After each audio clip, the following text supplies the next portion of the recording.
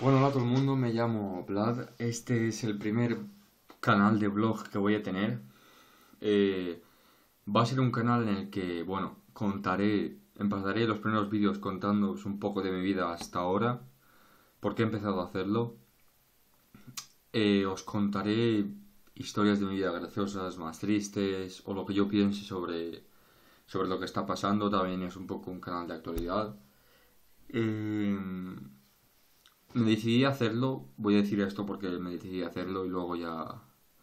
Porque lo demás, en los próximos vídeos, aún no he pensado el nombre, pero...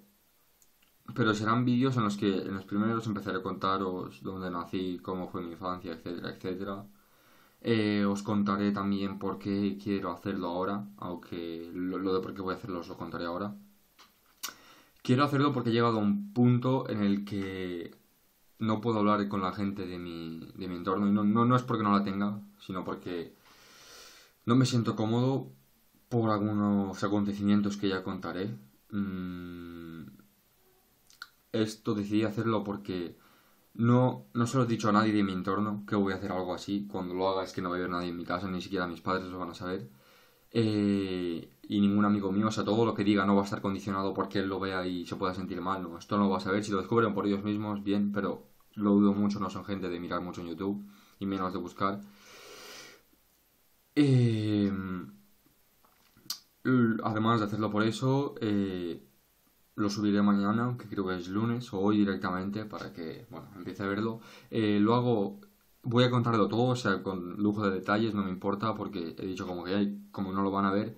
Entonces, podéis comentar, quiero que sea un canal, voy a intentar que sea un canal muy cooperativo, es decir, que la gente que vea mis vídeos pueda comentar, pueda decirme si está pasando por lo mismo, si siente algo parecido o si él mismo tiene un problema me lo puede contar, y si él no se atreve a hacer un vídeo, puede que puede que lo haga con él, o él me diga lo que le pase y yo que lo cuente.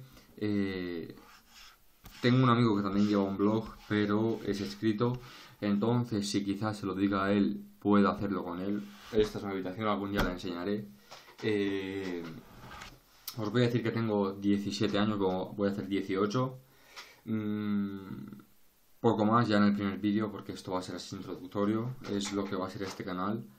Y bueno, espero que veáis mis próximos vídeos, que es donde empezaremos a hablar ya seriamente.